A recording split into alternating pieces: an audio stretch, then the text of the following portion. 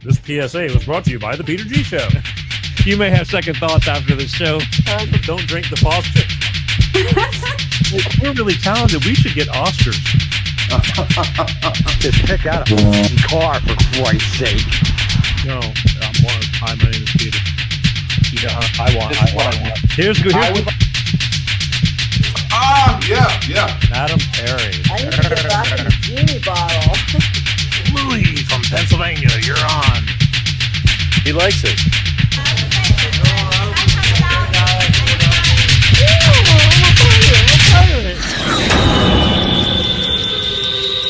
It's showtime.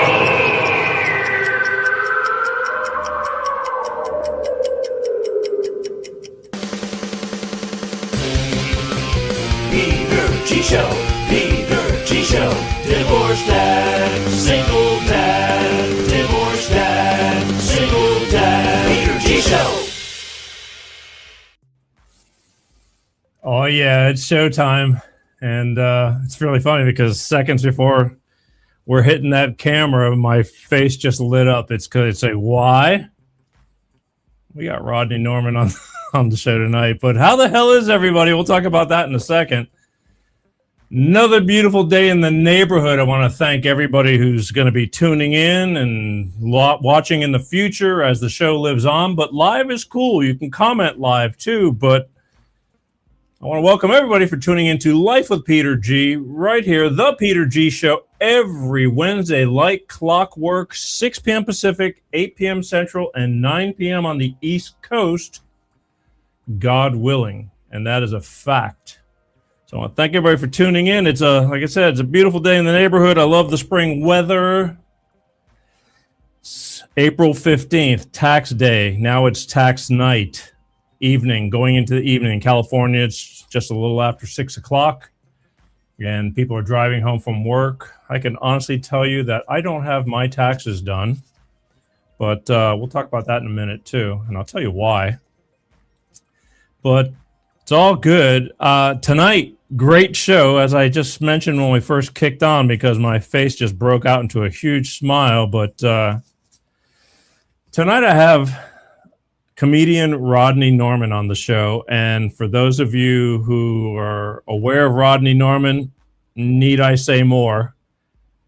He has the most screwed up way of putting things into such a logical sense, and I dig him for that. I found him years ago, and always been a fan, and I'm thankful that he gave me some time tonight, and he's going to spend some time with you guys. So buckle up, buttercups, because like I said, we're going to have a lot of fun in a very common sense kind of way, but yet kind of twisted too at the same time. So it's a yin and a yang. I dig it. Coming up in a few minutes. Also, I want to remind you, now that we're right here, right now, I forgot to tell everybody throughout this month. This month is National Child Abuse Awareness and Prevention Month, and I the only reason, well, not the only reason I'm mentioning it, is because it is important. I'm all about kids, as you know. Children can't protect themselves; they're vulnerable. I hate when people go through divorces and kids get caught in the middle, all that stuff, all the above. But I touch on all different, and in fact, coming up within these next few months, I got a bunch of different shows about things like that. And I think they're pretty informative and valuable. But next week, it's still April, is still National Child Abuse and Awareness Prevention Month. And Wednesday, April 22nd, I'm going to have Mr. Dean Tong on the show.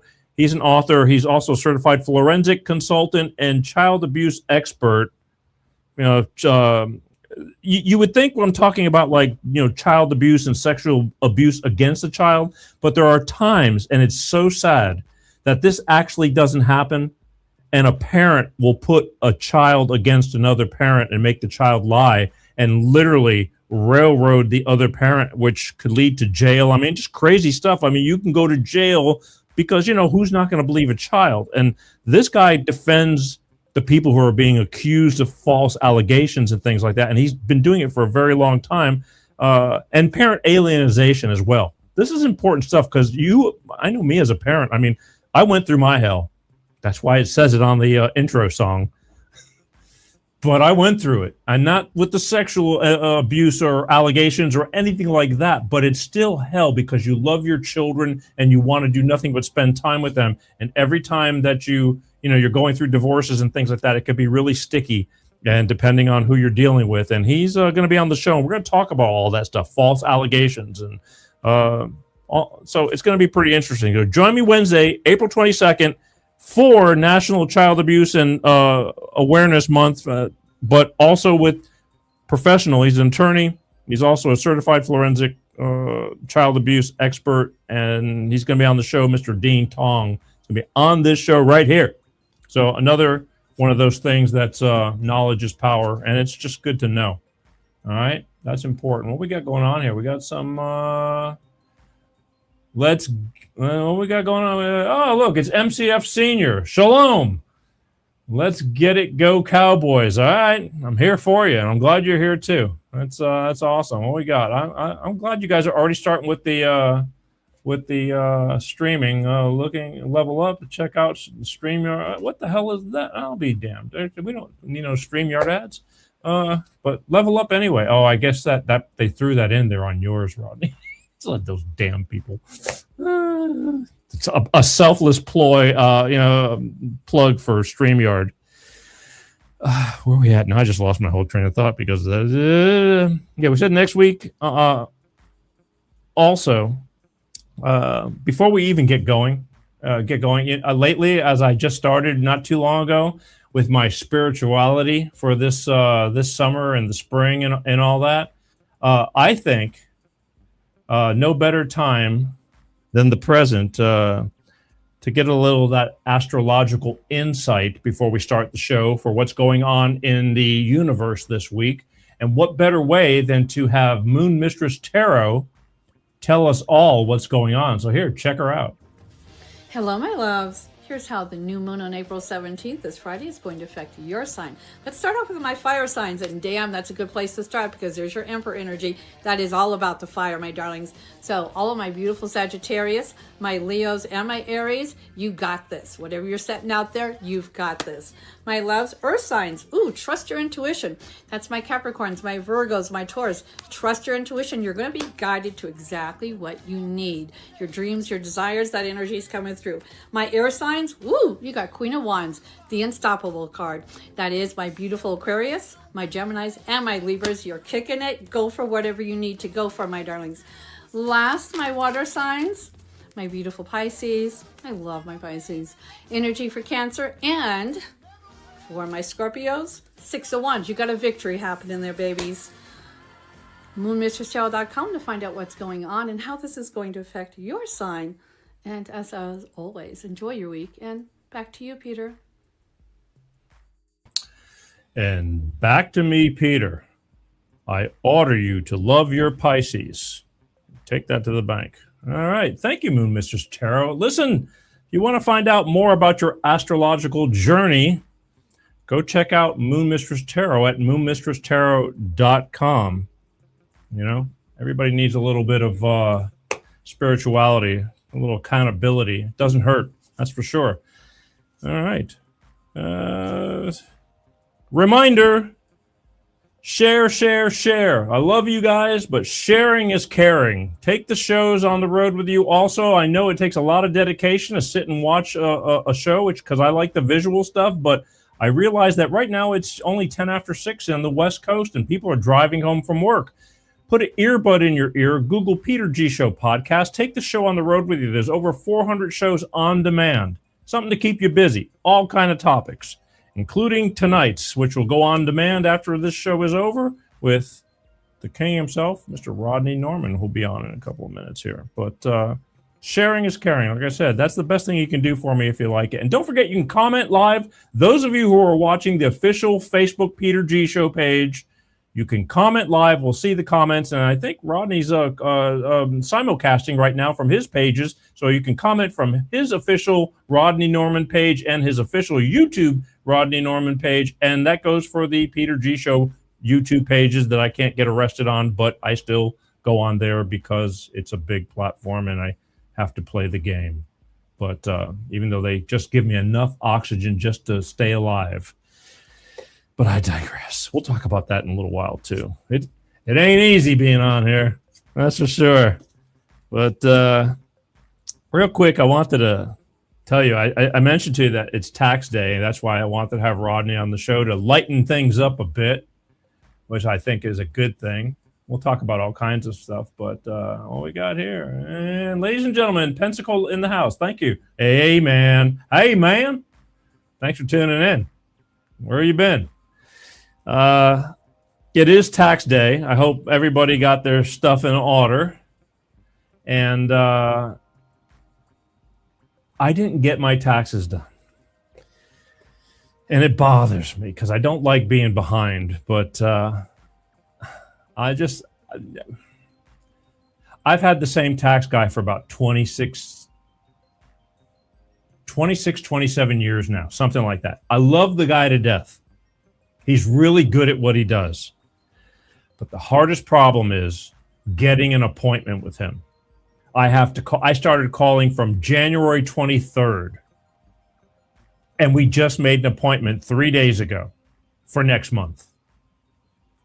The whole time I reach him, I get his office. Let me get back to you. This goes on. This has been going on for years. And again, because once you get the appointment, boom, we're smoking. He's great. He understands. He's a younger guy or was a younger guy. We're all getting older. But he understands all the ins and outs. Plus, being in entertainment, it's a little bit different. So, you got to know those loopholes and all that kind of stuff. And I'm happy as hell. But to get to him, I think I could get to Elvis easier yearly than to him. And so once again, I fell behind. But they finally answered me. They picked up the phone actually again and didn't say I'll call you back. Yeah, it was great. But this is, it wears me out sometimes. But yet, I'm one of those kind of people. Back when I used to have a lot of hair, I was dedicated to my hairdresser, hairstylist, whatever, barber, whatever. Now, I just use my lawnmower. Works real well. The only difference between if a good haircut and a bad haircut is about 2 weeks, and I'm good. So, but I'm loyal. I'm loyal to the people that take care of me, and I take care of the people that take care of. We got Silly Smacker. You must know that's going on, Rodney. Rodney's got fans. Someday I'm going to have fans like Rodney. I'm working on it. We're going to bring Rodney on in just a minute. First, before we go, and bring him on. He's stretching right now. He does this like Tai Chi type thing that before he gets on, he gets all limbered up, and because I've seen the process. I don't know if it ain't pretty, but that's his process. But before he comes on, I want to hear from my good friends over at Clean Star Product with their money-saving fuel additive DX1 driver. Because let's face it, folks. It makes sense to save money. And right now, gas is expensive. If you have higher mileage vehicles, this is the stuff you need to be using. Takes care of your old, long mileage engines. Good food, good body. But I'll be right back. Let them explain it to you. Let us help you with the high price of fuel. Hello, I'm Ty Thompson at CleanStarProducts.com. We can optimize your engine, saving you money in gas. Here's how. Our program works the same with gasoline and diesel engines. Whether you're using a car pack or SUV pack, the instructions are the same. Add 1 bottle to your engine oil, and each time you change your oil, add 1 bottle to the fuel tank each and every fuel fill-up. It's that easy. You get 10% fuel economy on average, lower emissions, and increased horsepower.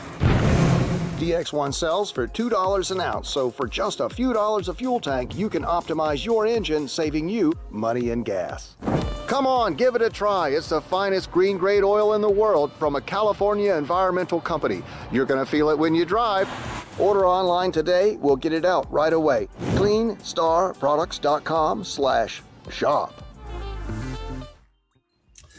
That's right, Clean Star Products. I got 2 things to say to you. It works. And it makes a great peace sign too. But it does. It does work. I use it myself. I say this every week because it's the truth. And, we're constantly bringing in more and more people, and I want everybody to know. I'm shouting it out loud. This little bitty bottle right here. You take one of these bottles, you pour it into a clean oil change. For those of you who drive a lot, especially high-mileage cars, you pour it into a clean oil change. It lasts the whole oil change. You don't touch anything. Just put it in. Then, when you put fuel in your car, preferably a full tank, you put this little bottle into the tank, put your gas in, and drive. It's that simple. A caveman can do it. I'm telling you, you'll notice the difference. I noticed the difference in my high-mileage Ford F-150 within about 3 tankfuls. I did. My daughter noticed the difference. She borrows it to get hay for her horse. Hay! Sometimes she runs out of food before they deliver more, and she needs to go pick up a few bales. And if she notices, and again, she doesn't pay any kind of attention to my vehicles, but she noticed it. So do the right thing, but don't believe me. Go to their website, www.cleanstar Products. They got a telephone number right there. Call them. I know nowadays people don't talk on the phone. You want to just text and order and this and that, but I'm telling you, they'll talk to you. I mean, who does that? The personal touch, right? Like the old days. They'll answer all your questions because they got a product that they believe in and it works. Call them at 310-200-8931. You might even get Ty himself. And mention that you saw it on the Peter G Show, because should you decide to order, they will send you 5 bottles for the price of 4. 5 bottles for the price of 4. That makes a great starter kit because you put one of these in the new clean oil change, and then you have 4 full tanks of fuel to put it in to really get things out. After that, just maintain your car. Put it in once a week, once a month, once every 2 weeks.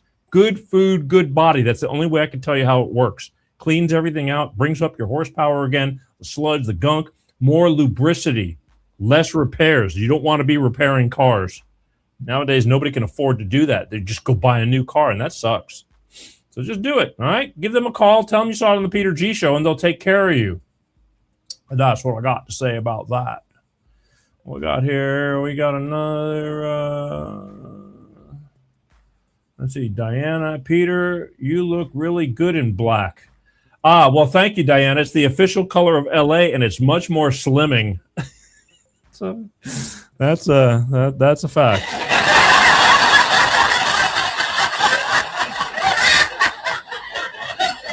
Because I've been slacking lately, and I haven't been able to be doing the things I need to do and to prevent me from being a fat ass. So how do you slim down? You just throw on the old black. But I've always loved black. I think black goes with everything. It's the saddest of all colors, but I kind of like it, especially coming from the music industry. It's how black can this be? And the answer is none. None more black. But that's how it goes. All right. One last thing, and then we're bringing Rodney on, but I can't forget that. We have to do the official sippy poo to bless this show. And I want to thank all the viewers and the future viewers and listeners through the audio podcast. I love you guys. I know it takes effort to be able to do this, and you do it, and I don't take that for granted. Again, I realize that life is busy, so thank you, and I love you guys, and keep up the good work. We're killing it. Salute. Oh, a little bit too much octane. Smooth. Don't let it match. Isn't that right, Butthead? Smooth. I couldn't have said it better myself. All right. So look up in the sky. It's a bird. It's a plane. Ladies and gentlemen, from parts unknown, or they might be known, but unknown and unbeknownst because he's a road warrior. He's all over the place. The one, the only. He's bigger than life itself. Ladies and gentlemen, let's get ready to stumble.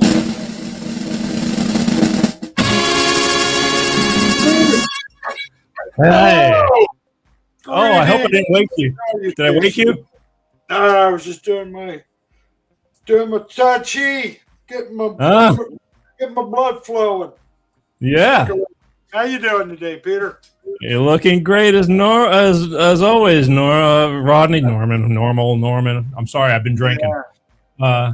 Yeah, everything is good. I'm really glad that you were available to give me the time. This is the first time you've been able to like be at home and do the show. Yeah, I'm enjoying my actual house that I pay for. That I figured out I spent a total of 4 weeks. 4 weeks at home last year. Wow. And this year I'm up to 5 weeks, so I'm doing better. So, yeah, you're a road warrior. I mean, you really are. You all over the place. Yeah, it's dumb. It's not. I'm really horrible at planning everything and anything, and so I end up having a tour schedule where I'm in Boston one night, and then the next night I'm in San Diego, and I usually drive. So yeah, it's horrible. It's I don't know what I'm doing.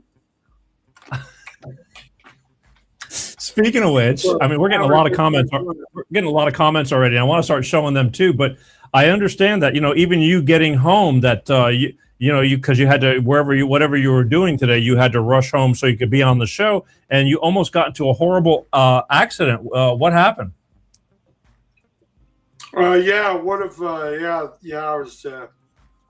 Would have been a pretty serious car accident. Guy darted right in front of me, but fortunately, at the last second, I managed to change my mind. Change your mind. That's that's good that you had that, because some people aren't that lucky. Absolutely.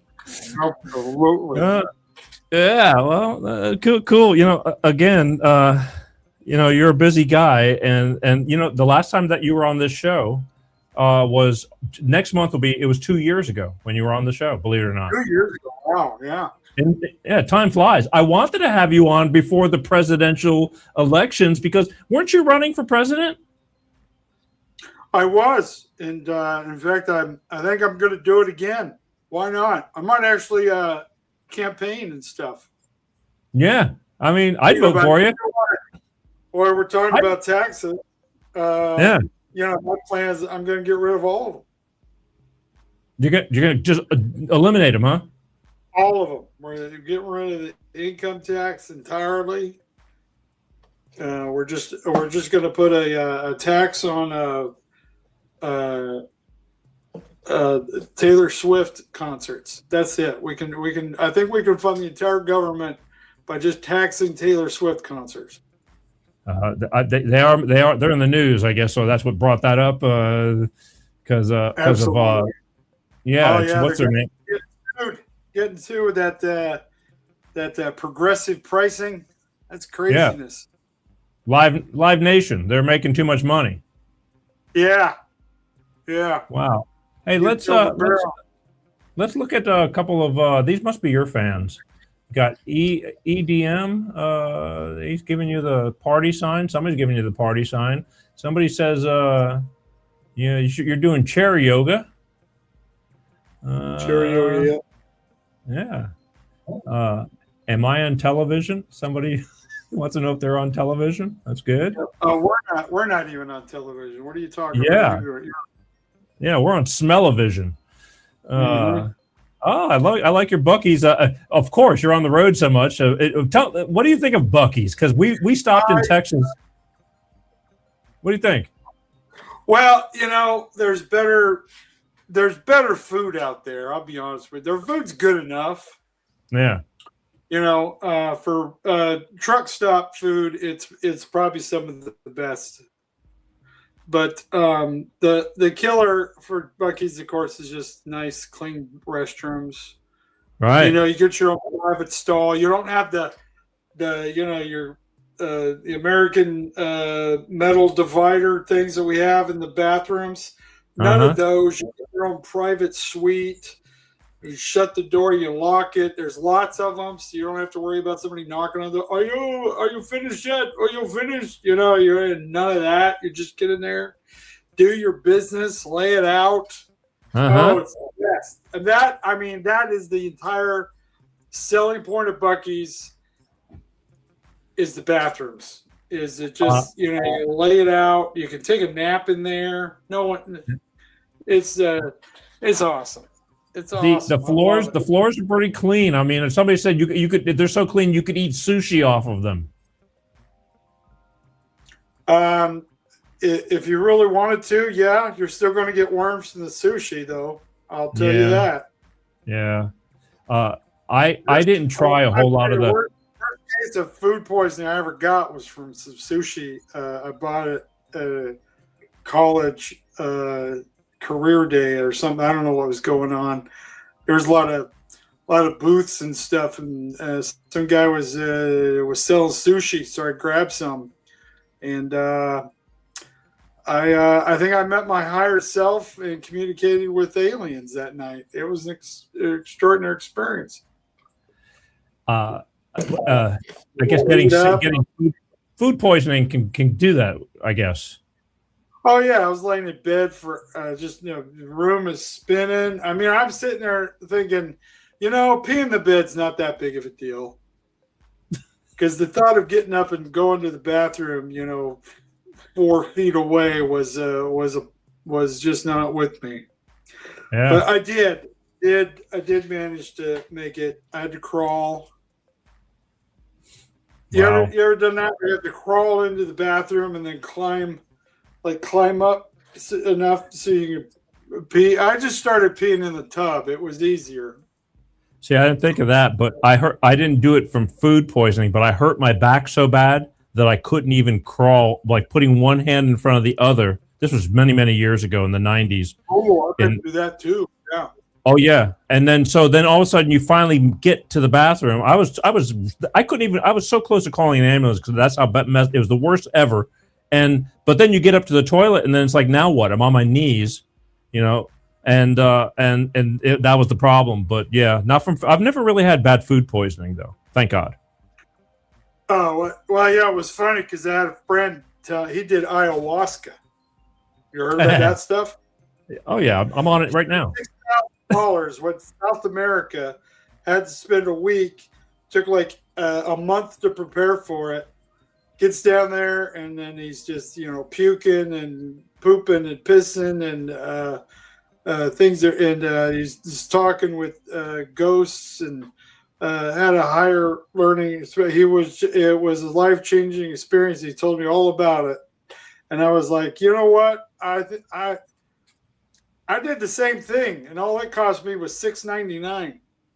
Yeah, I haven't had anybody who was like peeing all over themselves and stuff like that. We've been tripping, but not that bad. It's crazy the stuff those guys are going to do. Wow. That's what we got going on here. You get into ayahuasca here in the United States, you're not going to travel. You just go do it in some guy's trailer just outside of Tucson. When I was a kid growing up in Florida, that we used to go to the 4-H club right after it rained, and you'd pick mushrooms from the cow poop. That's the truth. That's the truth. I didn't make a habit of it, but I mean, we did that several times. What we got going on here? Santa. I'm sorry. There's a lot of. I just like. I'm glad people are commenting. Santa or Jesus. What we got? MCS. He says. But I see with the Buc-ee's thing though, you managed to pick up. I mean, because they definitely specialize in swag, right? Is this guy my? I did plan this, but yeah, I got even. Oh wow! You got matching I think I have 7 Buc-ee's shirts. Yeah, and a matching cup. That's almost like having a matching purse. Yeah. Because remember when all the Stanley Cups were all the rage? Yeah. I got my protest. I got a Buc-ee's mug. Yeah, no doubt. Price. My daughter, she got a Buc-ee's baseball hat, but basically, and while we were there, I mean, I just was checking out the place, and we were in Texas, I think, when we stopped and found one, and it was interesting. Yeah. I mean, you got to give them credit. What a racket! It was packed. Oh yeah, they're always packed. I mean, I've gotten in there at like 2 a.m. and still people everywhere. It's crazy. Really? Yeah, we were in the middle. we were in the middle of the day, and I mean, so they have affordable gas, which gets you in there. But they do have they run a good. I mean, I read the story on that guy, like 20 years ago, how they started, a single gas station. Yeah. And it's quite. I mean, that's I guess the American dream, really. But it's been all the craze now. And do you make an effort? When you're driving everywhere, do you make an effort, like if we're going to stop somewhere for gas or this and that, if there's a Buc-ee's, will you make that a preference? Yeah, absolutely. I do. Oh. I'll be honest with you. I'll skip potty breaks. I'll hold it, damage my bladder, just so I can pee at Buc-ee's. Wow, it's a nice feeling. Yeah, you feel like royalty. Yeah. Wow. Well, I didn't realize we were going to have a Buc-ee's chat, but I'm glad we did. You just never know. A couple things. I'm going to be like all over the map because I just wrote some things down this week as I was thinking about going into this show. But sure. Tonight's opening, the picture of you is like you're looking into the space shuttle or a space capsule or something like that. I don't know if you caught that, but it was a picture that you had, and there's an astronaut. Did you just see the recent? Did you see the recent launch of the Artemis that supposedly went around the moon? Yeah, it's at least they're consistent with the pictures they're showing. But you know what I mean? I mean, here we are. It's 57 years since we were on the moon. Yeah. In 57 years, we still got the same camera angles. What? I don't know. I think the whole thing is quite crazy. I know, but that's why. I mean, I don't want to not believe, but you're going to tell me 50 years, they're still using the same type of space capsule with the same type of balloons to land. And I hear other stories about we have bases, on mega motherships that are going across the universe, and we're still doing it, with a rocket up their ass. Well, my theory, you want to hear the granddaddy of all conspiracy theories. Absolutely. Is that I believe that we have bases on the moon. We've been going to the moon for years, and that they put on their show about the moon to keep us thinking that it's impossible and that there's really nothing there. That's the thing, because if they showed us what was really there, we'd all want to go and hang out. Because there's aliens, there's different, there's like 15 different alien species that we're communicating with. They've got all bases on the moon. They just want us to stay away from the moon, so that they make up this stuff, make it look fake, so that we're always talking about it, saying, oh, there's no way we've ever gone, so they get that conspiracy theory going. In reality, we've been going to the moon for years. We got bases up there. We're on the Mars. Come on, people. Yeah, well, that's what I think. Here's one of your fans says maybe that's how you get to space. I guess when I said you put a rocket under your ass, I'm saying even with Elon, they're still using rockets when there's this talk of all these ships that are, like the Federation and all this stuff going on, and we're still, You don't want people to know what you're capable of doing. If you're doing crazy stuff, you don't want people to know that you're doing it. If they don't know that you're capable of doing it, then they're never going to stop you from doing it. So you don't want people to know what you can do, because if they know what you can do, they're going to stop you from doing it. So if you want to keep doing what you want to do, then you got to let people know that you can't do it. So they don't even think about that it's even a possibility of doing it. You see, you know what I'm saying? Absolutely. Of course you do. Makes total sense. I've been watching it, and again, more and more I want to believe, because I'm thinking, how hard can it be? We've done it before, supposedly, but when it splashed down, what about when it splashed down, that hot ass capsule, no steam in the water, no nothing. It's just like goes in the water and they're all, yay, we did it, yay. Yay! Look at my plastic helmet. Ooh. Yeah. Well, you know, I mean, maybe it's a high tech plastic. Yeah, I mean, I just watching the whole production, I was like, they're not even. It's like they're mocking us. I know, but why even spend? But Rodney, why spend the money? Do you really think people are going to go? Why aren't they sending anybody around the moon right now? This is ridiculous. They're trying to justify the money they're spending, so they had to come up with something crazy. Yeah, I guess. I mean, it's all going, you know, to a different direction to fund all the other projects that we're not allowed to know about. Yep, there's a lot of craziness going on in this world. Well, when I saw your picture of you staring through the through the capsule, I go, "What?" Well, they're watching the videos on the spaceship on Artemis 2. That's the deal. Yeah, they're floating out in space while watching my videos. That's the important thing. Well, it is the important thing, and I don't have the actual. Well, I got this one. I'll just show it one more time. There's Rodney right there. They're all checking Rodney out, all in the space capsule. But is it real or is it Memorex? Yeah. I just had to ask you. I knew that you're gonna know what's going on. Absolutely. What do we got going on here? It says the $23 million toilet broke. Yeah. Oh yeah. So diapers. It is. That was one of the problems they had. A gravity toilet or something like that. You remember? Did you see that? You should have been there. Yeah. Yeah. They gotta have some drama to keep you interested.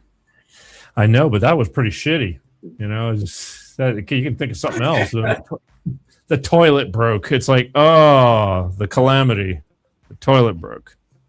Let's talk about your traveling. You're really, I mean, not only are you all over the country constantly, you do a lot of social media. I mean, you're constantly, do you do it, or is your wife? I mean, because you travel a lot with your wife, or all the time, correct? Yeah, usually she comes with me. Most of the time she does. I prefer when she does. Yeah. Because you get lonely. But no, yeah, we're traveling. I mean, I'm here in town, here in my hometown of Stafford Springs, Connecticut, this weekend doing a show at they sell crystals and all that kind of stuff, tarot cards or whatever. And they have people come in and do readings. They got a small room in the back we can seat about 40, 50 people doing shows there this weekend, and then flying out to do a show in Wyoming on Monday. And then next weekend I'm in Dallas, Oregon, a place called The Gather, doing shows there. So I'm just doing strange, weird, little, odd, obscure places. I'm doing an industrial zone in Roseburg, Oregon the next weekend. I can't say anything is my problem. Well, look, I've always known from, back when I was, 35 years ago, I mean, watching comedians, it's a hard road. I mean, you're on your own kind of, and you're out there, I remember there used to be comedy caravans and you maybe travel with some other comedians. Some people did, but you're out there battling it on your own and doing it. It's kind of, it is hard. Oh yeah. Cause I'm not getting picked up by any of the big clubs. I play a few of them, but for the most part, it's just me. In any place I can find a group of people that'll sit for an hour and listen to me, I'll show up. I do pizza shops, coffee shops, laundromats, car washes. You name it. If you can get 40 people in your hallway closet, I'll show up and do a show. I have no pride. I might take you up on that. I have, as I said, I have no pride at all. I'm just trying I'm just trying to keep the bills paid. You know what I'm saying? Yeah. I gave up being. I might be somewhat famous, but the rich thing that ain't coming anytime soon. So I'm scraping existence. Most of the time, I only make enough money just to get to my next gig, but I'm having a good time. So, But what happened with your 401k plan that you had? absolutely, well, they say we're getting close to World War II, and the dollar is going to become worthless. And I couldn't be more excited because my retirement account is based on that. Huh? Okay, I don't have a retirement account. Wow. Okay, but to be honest with you, the only reason I don't have a retirement account is because I thought Jesus was going to be back by now. Yeah. There we go. What happened? A lot of people. I had a psychic on my show a couple of months ago, and she says Jesus isn't coming. She says it's all from within, So don't be you'll be waiting for a long time. So I mean, and a lot of people were upset with what she had to say. This person says right here, I just want to say I watch your videos often, and they always help me feel better. I send them to everyone and brighten up their day too. That's on you. Yeah. Very nice. Thank you. And I completely agree. I completely agree. I watched you, and I should have put. Do I still have it? I bet I do. Hang on, because I've played it before, and the first time I ever saw you, I think I've saved it all these years. I keep it on file. The first time I ever saw you is what brought me, because I thought watching you, I thought somebody was just filming some really whacked out guy and was using him for the clicks, and I kept this video since day one. Can I take a minute and a half to play it just to give an example of what? Sure. Sure. Here you go. Enjoy. You probably this is a back in the Wayback Machine for you, but here you go. So today we're gonna talk about how a lot of things are stupid right now because there's a whole bunch of stupid people who are making decisions that are stupid, and then there's a whole bunch of other stupid people who think that they're really smart by saying that the stupid people and the stupid things they're doing are smart because they agree with the stupid things they're doing. And so the people are pretending they're smart, but they're actually really stupid. But they can't admit that they're stupid, even though the things that are going on are stupid. And so you got a whole lot of stupid being perpetrated by a whole lot of stupid people, and then supported by even more stupid people. And then the rest of us are just kind of standing around going, this ain't good. And so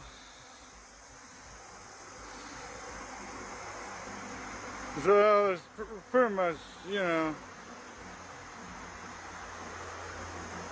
that's pretty much it. That's what's going on. I don't know what to tell you. It's just a whole lot of stupid going on. And it holds true to this day.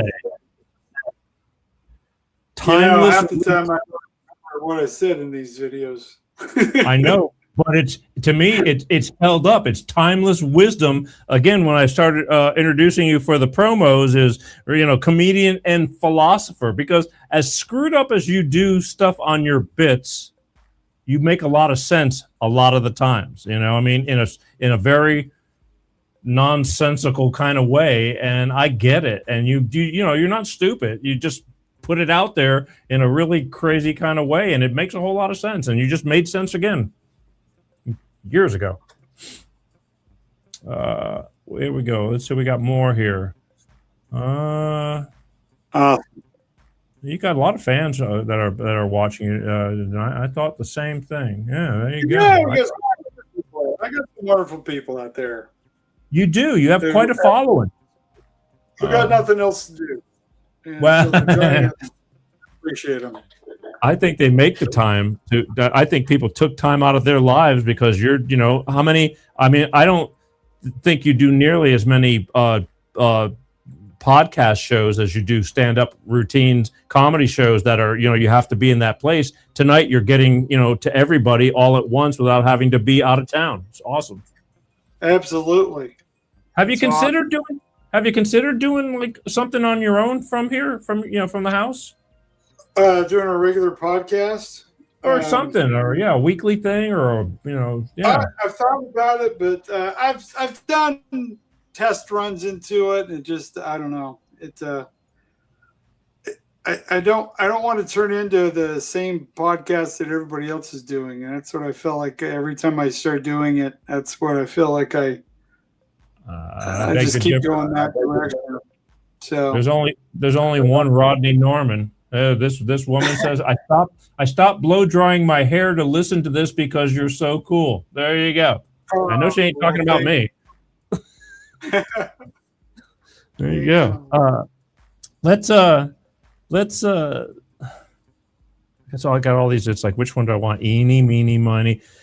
You talk about happiness a lot, loving yourself and things like that. I mean, I truly believe that when we talk about this stuff, you really mean what you say. I mean, can you elaborate a little bit more? Because people are lost. A lot of lost people. Sure. Yeah. Happiness is it's as I say, it's an inside job. It's you've got to decide that regardless of all the insanity in your life, that if you're just going to be. Hey, where'd you go? I mean, for some reason, we've got this idea that having more stuff and having more money and all this is going to make us happy, and nothing further from the truth. I mean, happiness is not a destination; it's the journey. And when you just decide, you know what, I'm going to be happy, I'm going to enjoy my life, and I'm going to just experience this for what it is, for when it is. You just find yourself just enjoying yourself, and that doesn't mean that you're everything's perfect all the time. It doesn't mean you're delusional or you're ignoring everything. It's just knowing that yes, life is messy and nasty, and it's full of pain and discomfort and all kinds of disappointments they're going to experience. But if you just decide that you're just going to be happy with however it plays out and just enjoy the experience, you go through life less stressed out and enjoy it, enjoy the great moments, and just not get so worked up about the negative and terrible things. Change the world where you can, add to the positiveness and happiness. That's one thing that I always hear people are like, oh, how can you be so happy with all the wars and terrible things going on? Well, guess what? The wars and the terrible things have been going on forever. And yet we still find moments to enjoy ourselves. And that's the secret to the whole thing, is just knowing that, life is not fair. Life is full of disappointment. But if you don't get yourself worked up about things to be disappointed with, you're never disappointed, because nothing could disappoint you, because you don't expect any of it to work out at the beginning anyway. So, why go through life disappointing yourself all the time? That's what I can't figure out. An old Indian woman, I don't mean feather, Dot, said to me once. She said, keep your expectations low. That way you have no place to go but up. So absolutely. In fact, just eliminate your expectations. I have no idea how it's going to go. I have no idea what's going to happen. I get there. Uh-oh. Come on. Sorry, you froze up there for a second, and I almost lost you. I go, no, okay. Not with all this excitement going on. I got to ask this because somebody brought this up, and it's the reality of life again. And I didn't even get to speak to you about this, and I apologize. But it says, how has the tragedy in your life affected your comedy? Well, Well, part of my dealing with the disappointments in my life and things is being able to laugh at them, and then being able to help other people laugh through theirs. And that's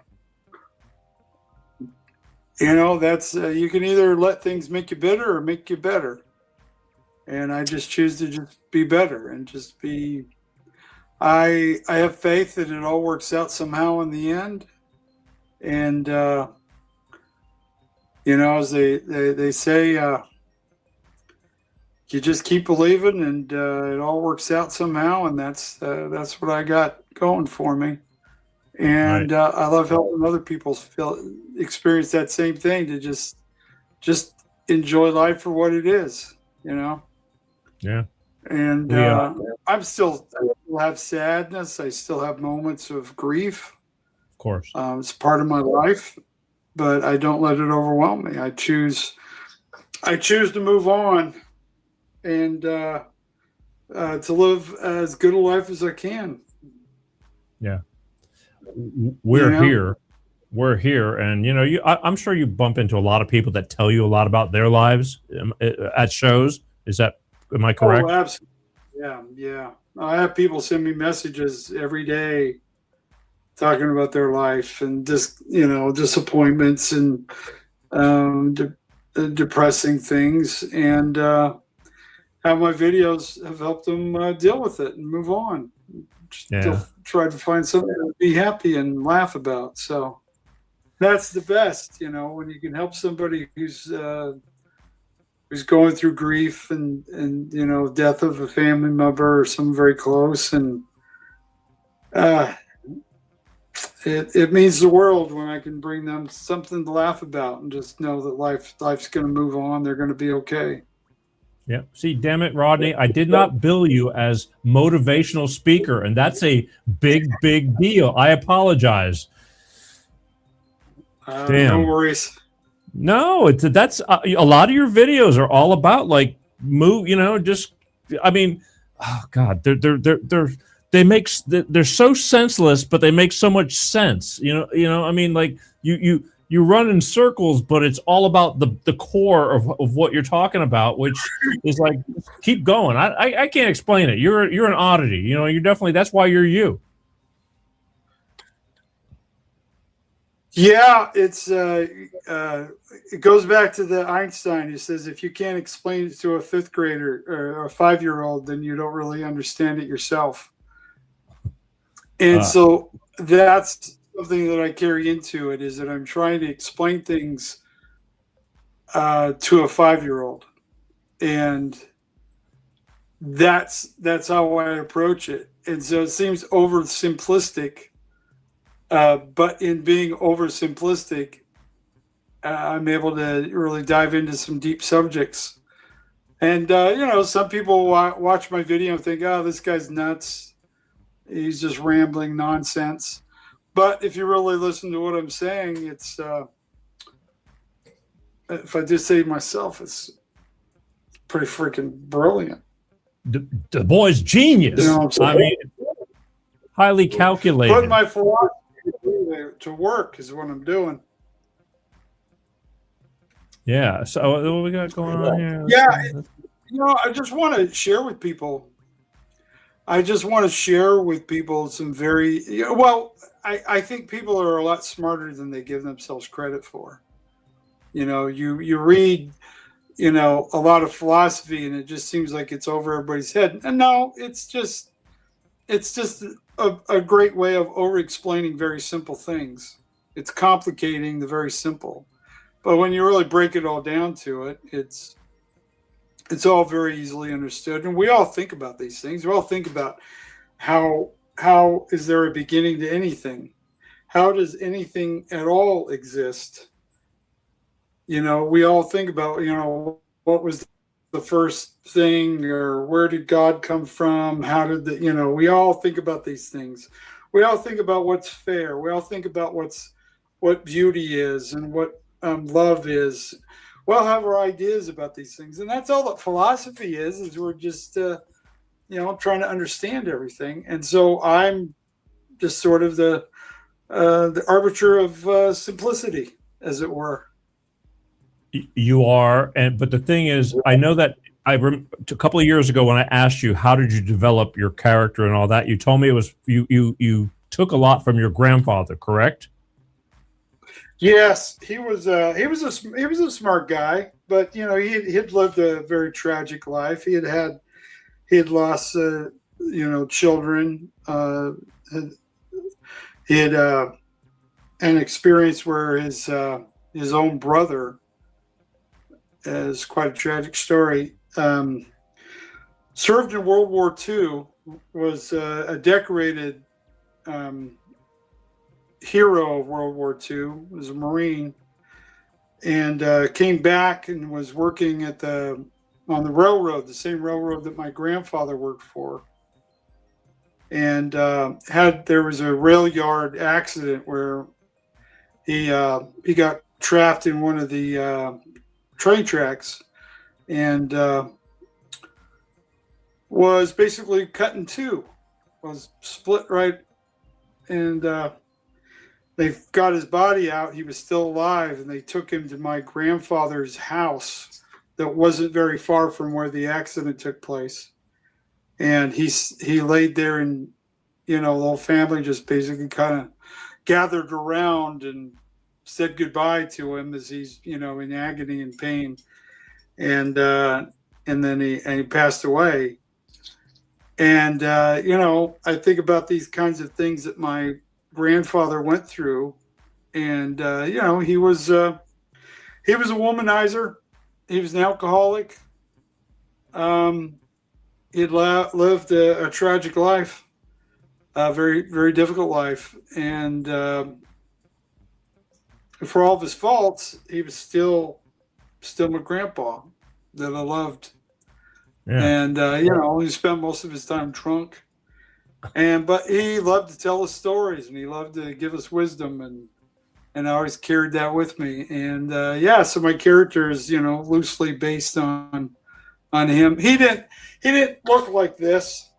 He was actually very dapper. He was always very looked as good as he could all the time. He dressed really nice. He was a railroad engineer. He was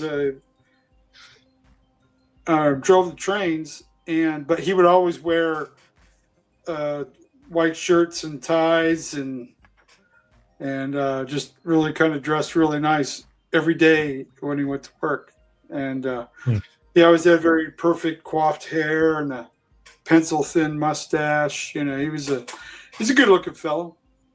But yeah, it's kind of came to a point where I was working on that character, and then I saw a friend of mine who was trying to become an influencer on Instagram, and I thought, that's it. I need to mock and ridicule my friend. So I thought about doing this whole counter thing, making fun of influencers. And that's when I got the idea. I was like, that's it. My drunk grand life coach. And that's where it all stemmed from. But I mean, trying to make fun of the whole thing. I ended up becoming one. but still, okay. So you say your grandfather was his hair and what made you go with I've never, your hair's always sticking out. Well, I didn't want to be, he influenced the idea, but it really wasn't intended to be him. You know what I mean? Yeah. But it influenced just, I remember the way he would talk when he was really drunk, and that's really the emphasis of it. But no, when I started working on it, I was also growing my hair out because I wanted to do Santa Claus doing stand-up. Uh-huh. And so the hair and the beard just happened to be what I was doing at the time that I was, because it all really kicked off when COVID did. Because it just kind of hit at the perfect time where I was just telling people to, relax and enjoy themselves, and not to take this whole COVID thing too seriously, because it was probably nonsense. And the video just connected with people, and the look just sort of, kind of stuck. Because it takes a lot of commitment to grow a beard. Number one, you got to want to, like, I start getting to a certain point and I'm scratching and everything. I want, screw this. Yeah, it's the thing is I'm not an attractive man. So what I've learned is the beard covers up a lot of mistakes. Uh-huh. And it helps me hide. I don't know. I think you probably stand out a lot. No, it's been fun. No, I love the beard, love the hair. My dad had a beard. My grandpa had a beard. My other grandpa, your son grandpa had a beard. Your son has a beard too, right? Yeah, they've all tried. But yeah, they're growing beards. I told them they won't be able to grow a beard until they're about 35, so they still got a few more years to get the full thing. I've seen you battling with your son on, like, he did a birthday it's your birthday, happy birthday, with that little musical bowl thing. And no, that is not my son. Huh? That's not my son. That's not? No, that's an influencer. Really? Up in Idaho. He looks like you. Oh, I know. It's pretty uncanny. But no, that's not. He's not my real son. Are you sure? I'm pretty sure. Do you know his mama? I've only consummated the relationship with one particular woman. Yeah. Well, and cheers to you. How many years you been married now? Coming up on 34. God bless you. Most people, September 11th. that's a gold star again. I mean, not many people can do 5 years nowadays. Everything's 15 minutes. Yeah, no, I love my wife. She's awesome. And you're happy. That's pretty cool. Oh yeah. Cool. I get, every time she walks in the room, I get a little giddy. You're scoring points. There she is. So yeah. Our wedding anniversary is September 11th. Oh wow. You won't forget that date. Oh yeah. I thought that guy was your son. You guys resemble each other so much.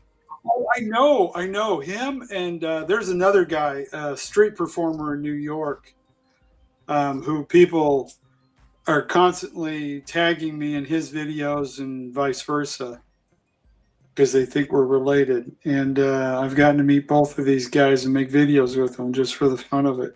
I thought you were just goofing around with your son, and that was, because the resemblance was, holy moly. I mean, not just because he had a beard, the eyes, everything. Wow. I apologize. I'm sorry. Wow. He's got the hand pain, man. He just sings happy birthday to everybody all the time. Yeah. While we're still talking about this, the thing about, okay, never mind the look, the resemble, and everything that you put off. The biggest deal about is your deliveries, your consistency of being able to have that never-ending pause in time before you make a sound that, like, people wish you still don't understand what you're trying to say until you finally make it understandable with more pauses. I mean, that takes some development and time. Did you have to watch yourself to do that, or did that just start flowing? Oh no! One thing I learned in comedy is that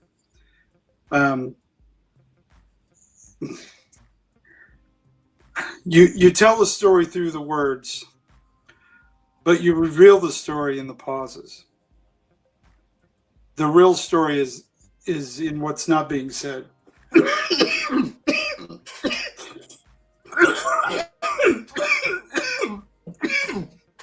Because I tell people when they start doing comedy, the trick is to get the audience to create in their own mind what they think the punchline is going to be.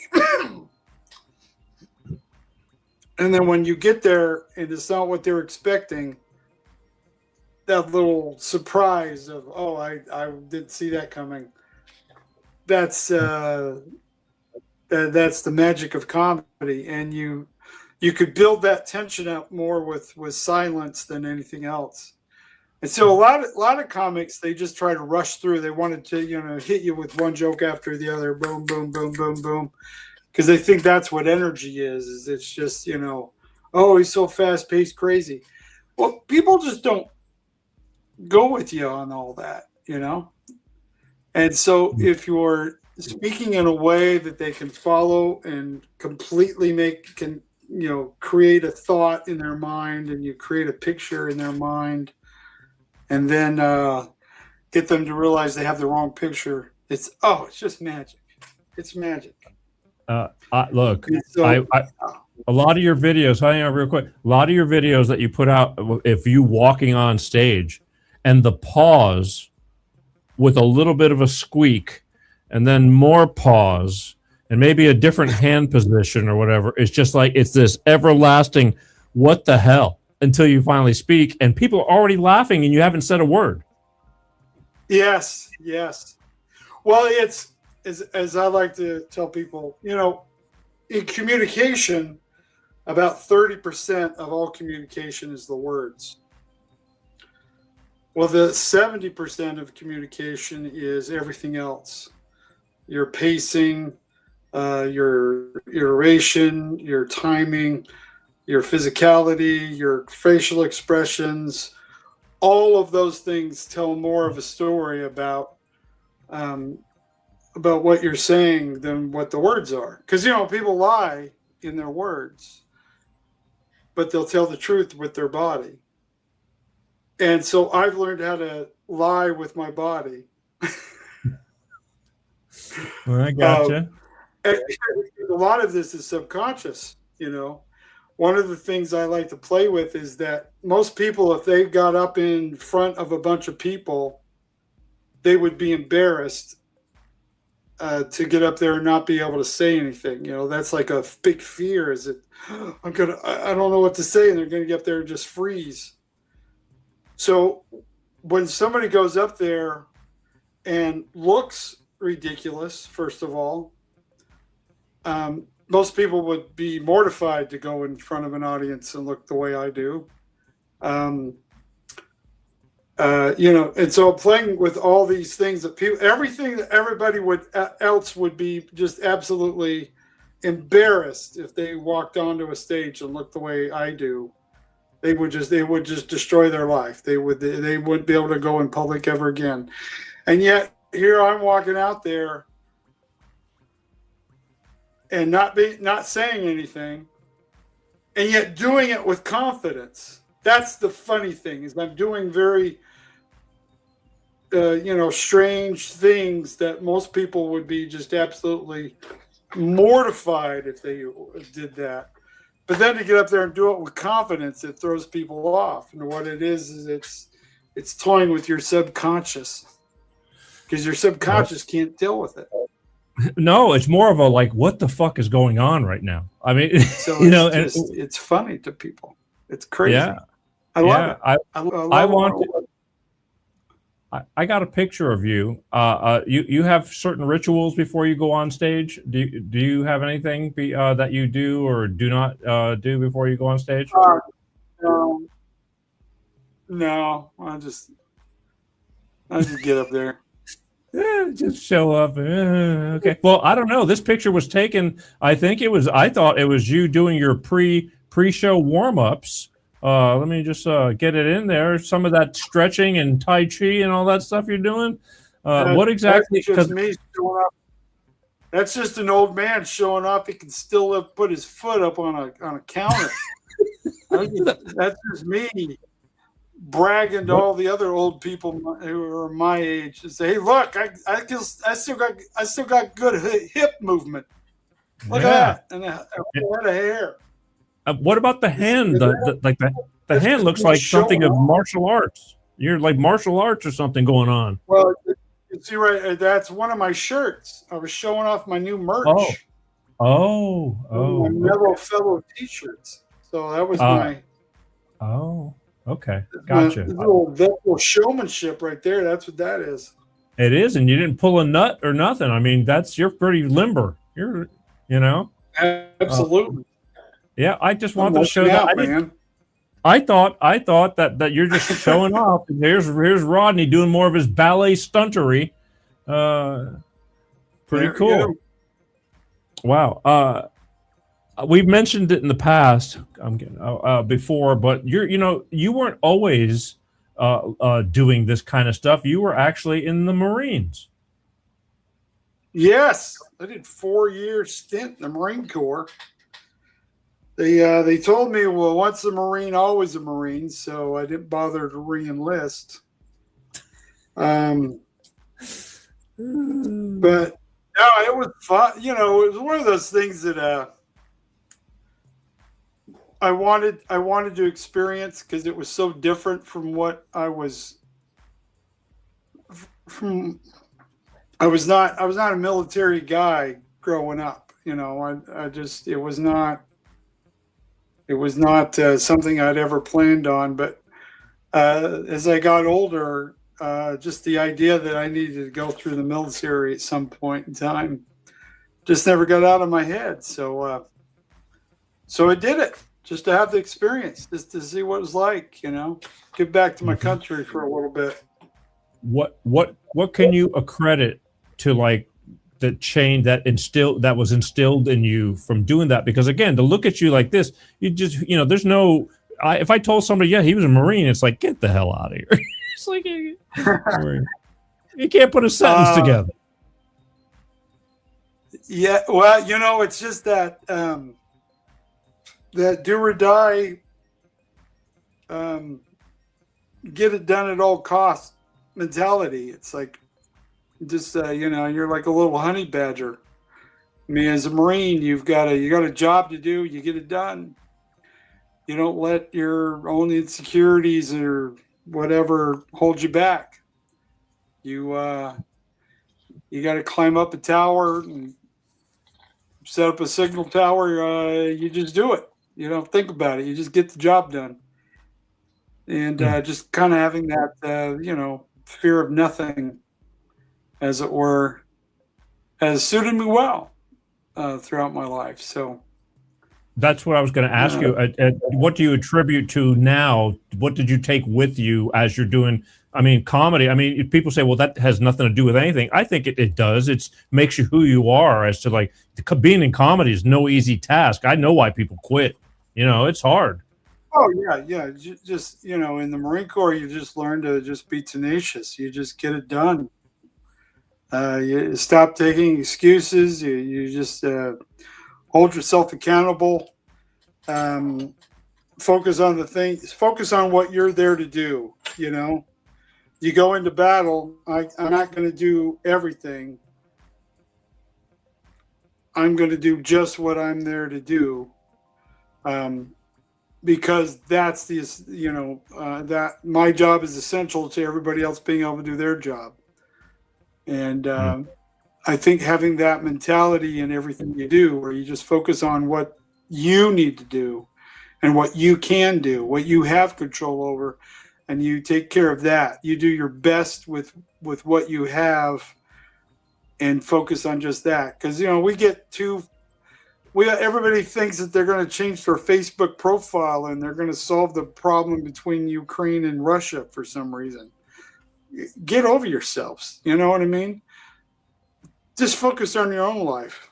Make the world better where you're at. That's how we make this all work. Earlier you were talking about that you give people credit, they're smarter than you think. I don't know. Lately, with all the division and all the things that are going on, and watching people just scream at the top of their lungs, I'm really losing faith. I'm going, I didn't realize there's a population out there so just clueless. I hate saying that, but I'm kind of, being that I do this show, I get, told from Peter, you're awesome, to Peter, you're a friggin' idiot all the time. It's night and day. And people voicing their opinions. you know, and you kind of get used to it. It's like you can't please everybody, but some of the stuff that comes out of these people's mouths is like, you can't be serious. You can't be that stupid, really, can you? Well, you know, there are stupid people. There've always been stupid people. There's always going to be stupid people, but there's also smart people out there. And I you know, they say you play to your own audience, and that's why I don't get too worried about whether or not my videos are doing all that well, or that I have as big a following as some other people. I know that the people I'm getting to are smart. They get the jokes. They understand what I'm doing. They appreciate what I'm doing. And, you know, it's funny. It reminds me, there's this, you know, Rick and Morty cartoon. Yeah. Uh-oh, I lost you. Hang on. This Rick and Morty has this. They have this one scene where. We cycling out there. They're being booed by an audience, and Rick just said, "It's a me because I see what you've applauded for." You know, hey, I'm losing you. Hang on. He knows the people who dig him are. Damn it. Yeah, this is crazy. We're cycling out. Yeah, Rodney, you with me still? Because for some reason you're freezing up. You're not moving any mouses around or anything, are you? Huh. Yeah, I'm still here. Yeah, it keeps cycling out for some reason. Yeah. Damn it. But I didn't. What's going on? Here's the thing. Do you get? I know. What? Oh, you still with me? Just there's a guy named Adam that just made a comment. What did he say? He used to work. You work with him at Wise Guys in West Valley Comedy Club, and I just want to say hi to Adam because I've actually been trying to find him. Adam, send me a DM something. I'd love to reconnect with you, buddy. Yeah, if you can see this, he used to be my boss at Wise Guys. He was an incredible. Damn it, I'm losing you. Why am I losing you? Tell me something. I know I get judged really badly on short clips. Like somebody will see a short clip. They didn't see the whole show to get the gist of what's really going on. And I know that with your clip, they're very crazy and people go like, what's wrong with you? Do you get a lot of that? Oh, absolutely. Yeah, absolutely. I get people who, they think that they think I'm making fun of people with brain injury. It's not true. Far from that. Mm-hmm. And like I said, the character is very smart. I mean, I'm delving into some very deep subjects with this character, but I'm doing it in an oversimplified manner so that people can understand it. And I still have people that think that, that he's like got ADHD and that he's unfocused and he's just rambling. And it's like, that's not the truth at all. And so when I see people that think that's what's going on, I know that's just a manifestation of their own personal inabilities intellectually. I know that they're just slow themselves. That's why they see that. And so I don't get worked up about it. In fact, the more negative comments I get, the more excited I get, because that means new people are seeing my videos. True. I mean, you got to take it off. I see a lot of comments of, they'll think that I'm Will Ferrell's dad, which is funny because I'm 15 years younger than Will Ferrell. So it's kind of silly, the things people say, but. Yeah. Why do you sound so normal, Rodney? See, my daughter, remember I told you that last night, I said when I talked to her on the phone, she said, I'd be so disappointed if he was normal and didn't talk like he does on stage because she just loves it. Yeah, I've had a few people. I had one guy, this was one of my favorite things. He said, I followed you for months and I was just amazed, by your videos. And then I found out that it was an act. and I was really disappointed and I was upset because I felt like something, you know, that like I had a relationship with somebody and it turned out to be a lie. And then he goes, but then I realized that you were such a great actor. I had no idea it was an act. Yeah, absolutely. And now I love it. Now I love it even more because you're able to create something so genuine and so real, and fool me to believe that it was real. That I still feel that it's real. And he goes, now I love it even more. So I love that. People want to see a real live swing blade, you know, like full time. They want to, you know. Yeah, they do. Might not have no gas in it. You know, it's just the way it is. One more show question. Do you get on stage at times? I mean, you know, we all have those moments where like you're there. It's been a weird day. You don't know, the crowd's feeling funky. You're watching other comedians and what the crowd and vibe is doing. Do you ever get into your own head when you get out there and like go, crap, man? You know, I'm so not wanting to be here right now, or you know. I have had those experiences, you know, in the past, but as of now, in the experiences I have now, I don't. I just. You know, whether it's disappointing because it's a small turnout or I still have opportunities where I get in front of audiences where nobody knows who I am at all. Yeah. And I just love it. It's a privilege to be able to do what I do for a living. And I never want to lose that feeling that, you know, whether I'm in front of a group of, you know, 3 people at a comedy club in Washington, D.C., which I had, or I'm in front of, you know, thousands. I just love the whole thing. I love every experience. I get to do this for a living, and I couldn't be couldn't be happier. I mean, I've said it before. If nothing more ever comes of any of this, I'm still having a great time. No, I get it. I have had people that follow me, and it's just amazing. You do have a good following. I mean, you really do. But you know, we're human, and things happen, and sometimes. But I mean, to rise above it, I know that, you know, there's times when I'm frazzled. I'm running, and I get in this seat, and the minute the light goes on and the go button's gone, I like turn into like everything just washes away, and I'm like, all right, I'm back to, you know, it's like I remember why I'm here, and this is the easiest part of my whole week is sitting right here. Nobody knows all the bullshit in between. You know, you travel a lot. Are you doing more flying now than driving, or is it about 50-50, or what's because you used to drive a lot?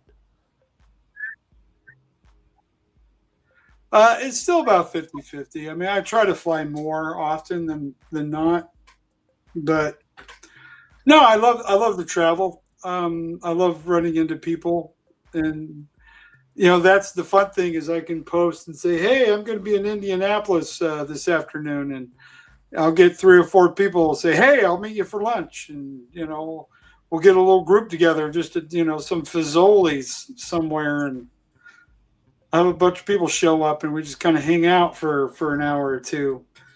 And I have people that I've said, hey, I need a place to stay in Bismarck, and I'll get, you know, 6 or 7 people say, hey, come stay at my house. And it's fun. It's pretty extraordinary, you know, what I've got, the life that I'm living, and I'm having a great time. Huh. And getting to have other people involved in it is just it's the best. I love it.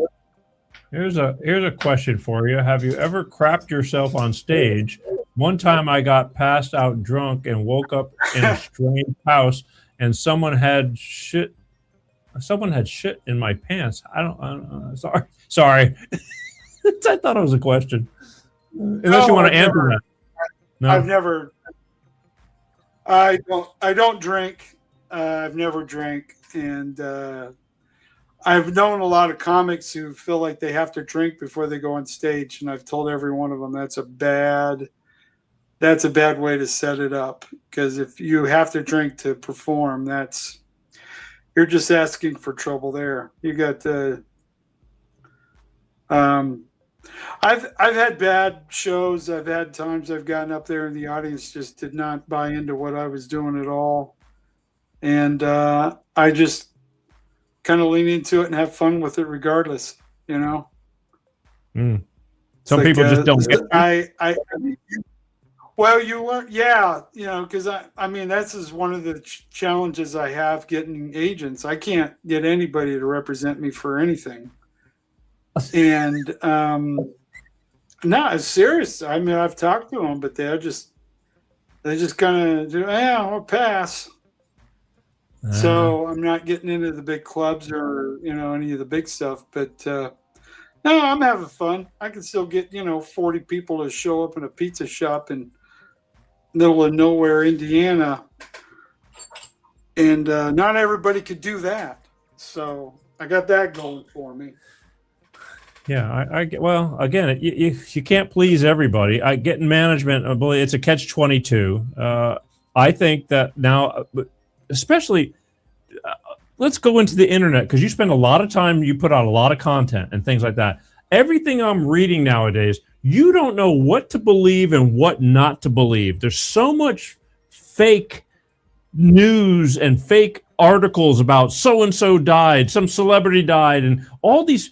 I mean, what is the purpose? Why do they buy? It's just clickbait, but whoop-de-doo. I mean, how do you weed through all that to try to keep yourself relevant so people can pay attention to you as opposed to all the bullshit that's roaming around you? Like I said, I look at it this way. I don't know. You've probably heard people say, "Hey, you got to learn to relate to your audience." And, you hear that in, public speaking. I heard that in debate. I heard that in theater. I heard that in comedy. And all I've ever had to say to that is that's just nonsense. You're never going to relate to everybody in the audience. But what you can do is get everybody in that audience to relate to you.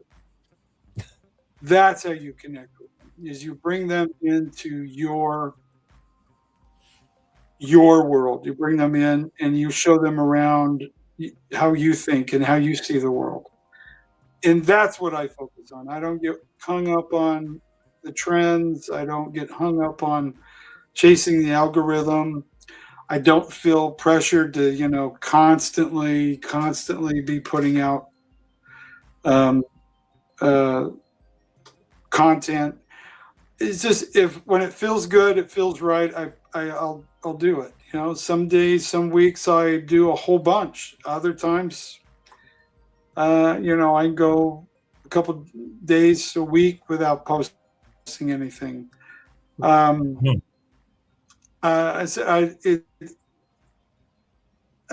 know my audience, and I'm just here to entertain them. And I want to challenge myself and do other things and experiment with other characters and different things. But no, I think a lot of it is just you just bring people into your world and show them around.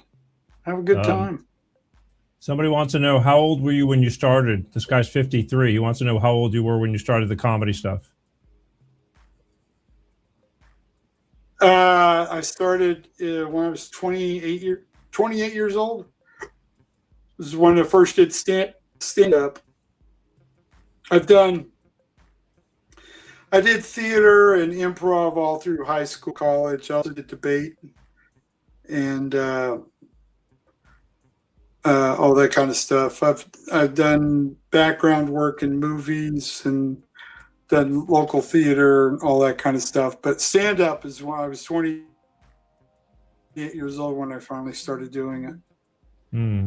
He also says, "Crap, I'm late." That's okay. You can catch the show on demand. The show will repeat itself and live on forever. So you can watch the show. Yeah, don't worry. Better late than never. I don't know. You've developed such a character. Yeah. It'd be to me, it'd be hard to watch you do anything else. I've seen your like intellectual self with short hair and, speaking, with a demure of exotic, I've talked to you like this before, but it's like, you've been this for so long now. It's like you almost like etched it in stone, unless you completely shaved the beard and everything else. No? Yeah. I'm just having fun. I don't think I'm so big that I have to be the character. I'm not like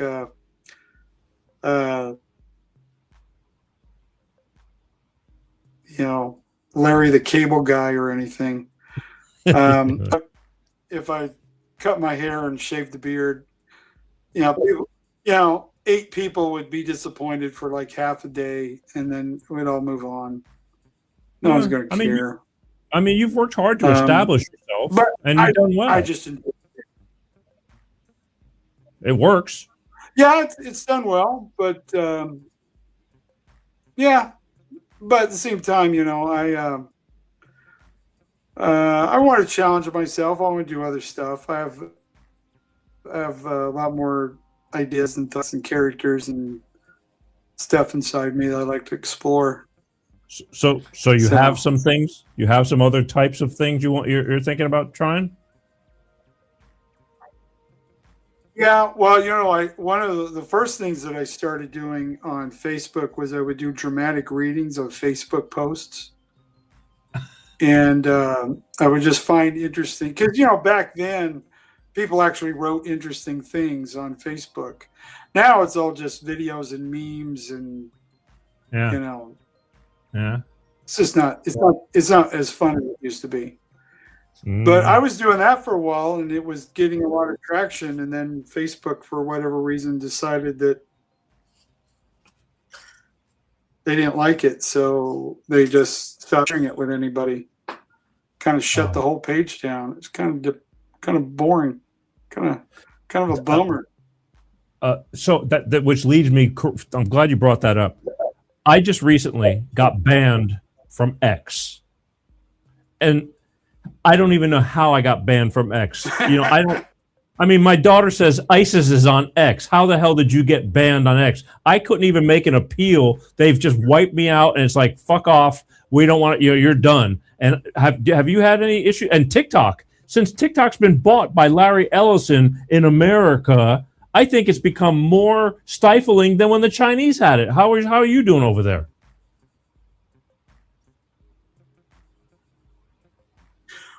Yeah, I go through the same issues.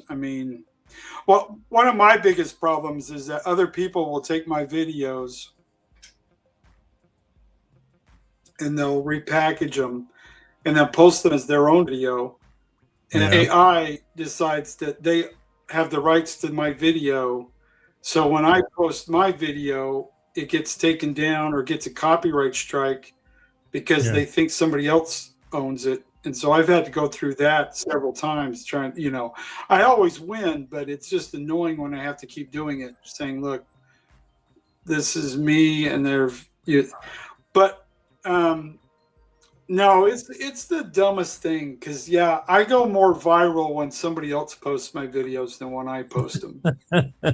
And I've just accepted that that's just life for whatever reason, I've had it up to here. Yeah, 500,000 followers on Facebook, and only have five views on it. Wow. It's I just kind of, like I said, I stop myself when I start thinking of trying to chase the algorithm, because it's like it makes no sense. I'll have a video, I'll spend lots of time thinking about and writing it all out, getting it perfect, and it goes nowhere. Yeah. And then this half-baked, dumb, stupid idea I do while I'm sitting in my car goes completely nuts. I know that feeling. There's no rhyme or reason to any of it. No, I don't think about that stuff either, but I did manage. I have fun, bro. Yeah, it's just I'm just with TikTok again. I quit. I have a pseudonym, but there's no more Peter G Show on TikTok. They took me out twice in 2 weeks, and the first one was after 4 years and 6,000 videos. They finally just took me off, and I do nothing wrong. I'm not that bad, you know what I mean? But and X, it's like, what the hell? So it's the bots. Can't talk to them. And they see you violated standards, but they never tell you. Yeah. I'm losing Standards on again. off of TikTok for No, 6 it's months. I don't just chase completely either. shut me down on TikTok. Yeah, I got taken down on TikTok for about 6 months, and they never told me why. Yeah. I was monetized at one time, and then all of a sudden, out of nowhere, they just said, "We're not paying you anymore, and we're not sharing your videos with anybody." Mm-mm-mm. And that was pretty much put my TikTok thing. I was posting stuff, and I was getting 1 million views in 24 hours on almost every video I posted.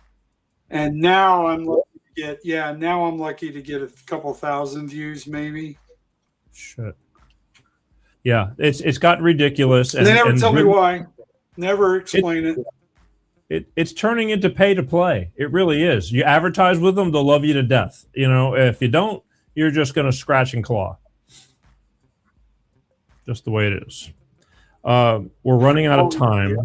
Yeah, absolutely. I want to tell everybody who's interested, if they want to find more about you and things like that, can we send them to your website over at www.rodneynorman.com? What's that sound like? Uh-oh. Damn internet. Damn you, internet. Yes, that's the best place. rodneynorman.com. Ah, there you are. I You're lost fine. you again. You hear me?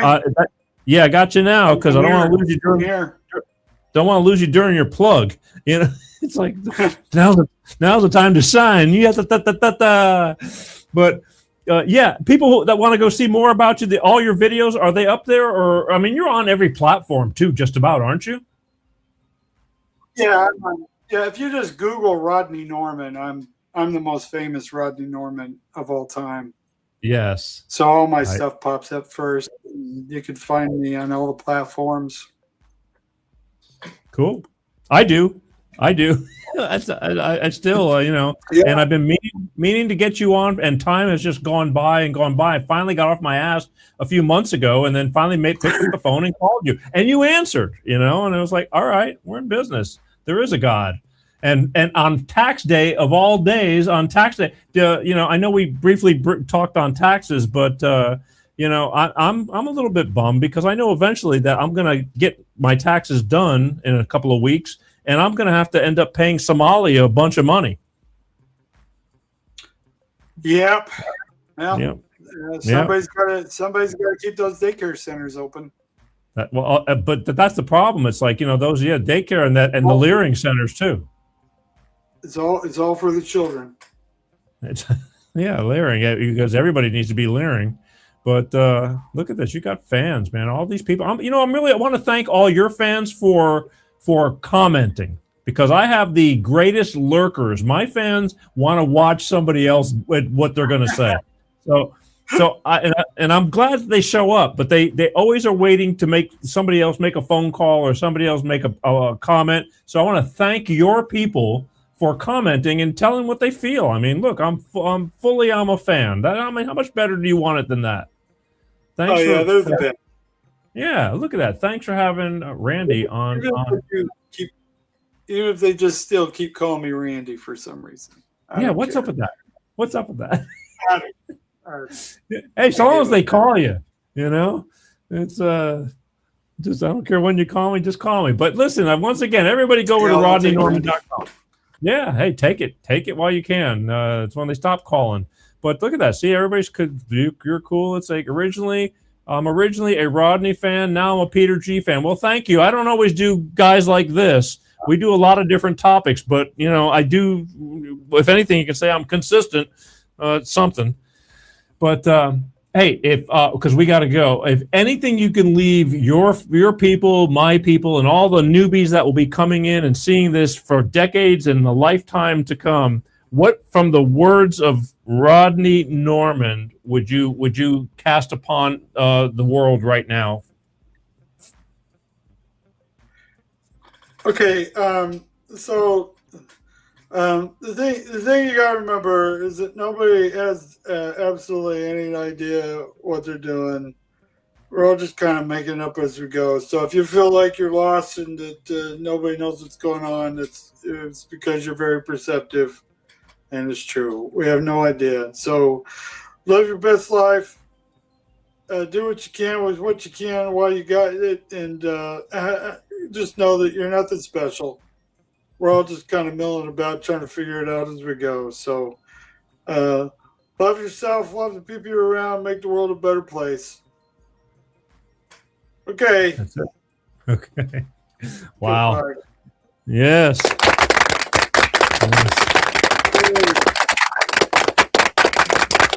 One more time, to find Rodney, go to www.rodneynorman right there. And I want to thank you for giving me the time, for little old me over here in my neck of the woods. And I know, you're a busy man. I've checked your schedule. And just coming on the show and just sharing your thoughts. And I just throw things at you and you honestly answer them. And again, I'm a fan. I tell you that, and I will continue to tell you that. So thank you for doing what you do, because it is, people need to lighten up, and you just go through life trying to make sure that you're, making them lighten up through your enlightenment. So I appreciate that.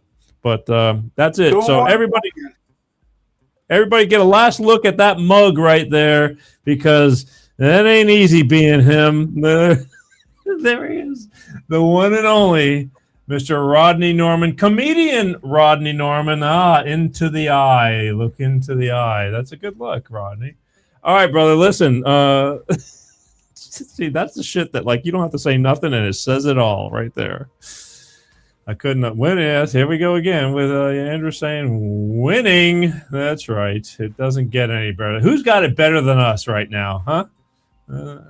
Don't answer that. Absolutely. All right, buddy. God bless you. Thank you. And again, if you have time to stick around till we're done, great. If you got to go, you got to go, and I'll catch up with you. But I appreciate you taking the time to share yourself with my audience and enlighten your audience too, that I don't think gets enough time to see you in a different realm, like we're seeing tonight. And that's why I like having you on. We get a little more insight. The man has no real loss. He keeps on keeping on like a champ. There you go. Well said. All right. I appreciate your time. Wave goodbye to everybody. Show everybody that fabulous, yeah, there we go. Who's got a wave like you? Look at that shit. Look at the flow. Look at how the style. You've been practicing, haven't you? Wrist, elbow, elbow. Wrist, elbow, elbow. Wrist, elbow, elbow. Love it. All right, buddy. There you go. I'm going to take you out like that. There you go. Peace out. I'll see you soon. Right, we'll see you. All right. All right, there you go. And then let's take it. Getting all that info is making me thirsty. Hang on. Woo! Here's the Rodney. Smooth. Always. I mean, and to see him on the show like this again I'm so used to seeing him in character. It's always a little bit refreshing to get a little bit of both worlds, like what makes him tick. And I'm glad he came on the show. I'm glad that you people tuned in to watch him. If you have any comments, requests, anything, you can always write the show at info@petergshow.com.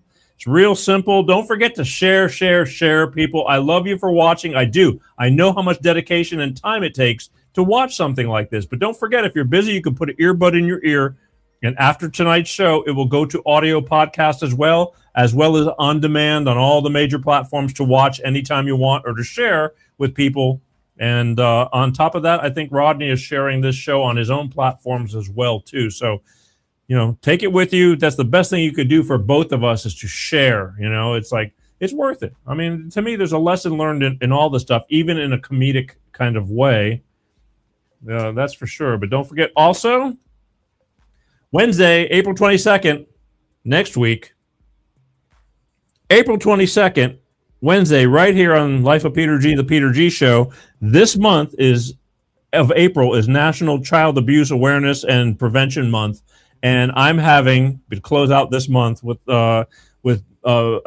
Dean Tong. He's a certified forensic consultant and child abuse expert.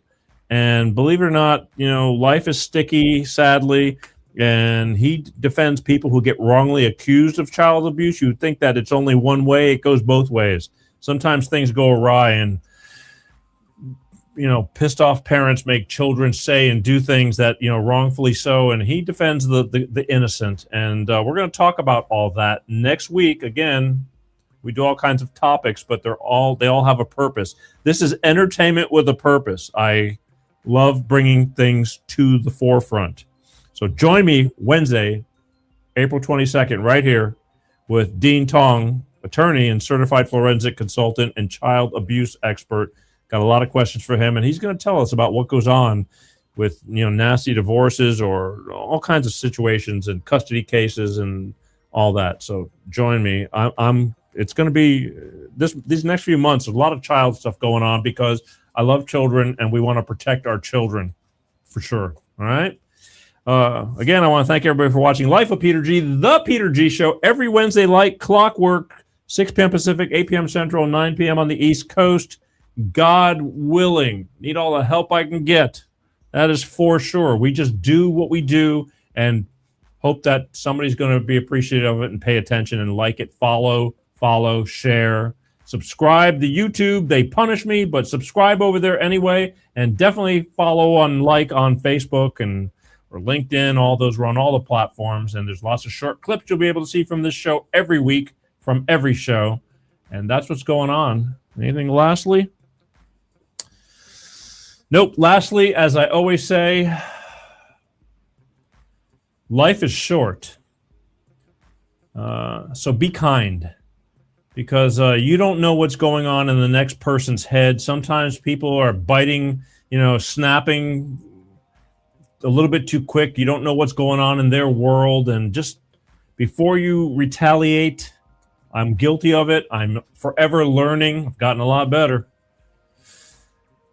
Take a breath before you speak, because you never know. And think before things come out of your mouth that you may or may not regret saying. You may not get second chances sometimes, but life, you don't have to be an ass, but you don't have to take a bunch of crap from people either. So just take a chill pill. There's a lot of tension going on in our world right now, and they're trying to divide us on purpose, and they're doing a real good job of it. I mean, it's evident. I mean, everybody's at battle with everybody, and I'm sick of it. I wish all this nonsense would finally stop and the veil be lifted and blah, blah, blah. But meanwhile, here we are, all right? So please, please, please try to get along. Can't we all just get along? My name is Peter G. I want to thank you one more time, and let's see you next week. Share, share, share. Can't say it anymore. Be kind. That is, we just need to we all need to get along. I'm repeating myself, but it's so friggin' true. All right, that's it. So until next week, again, thank you, Rodney Norman. See you on the road. And my name is Peter G. I love you guys, and peace out. Peter G Show, Peter G Show, divorce dad,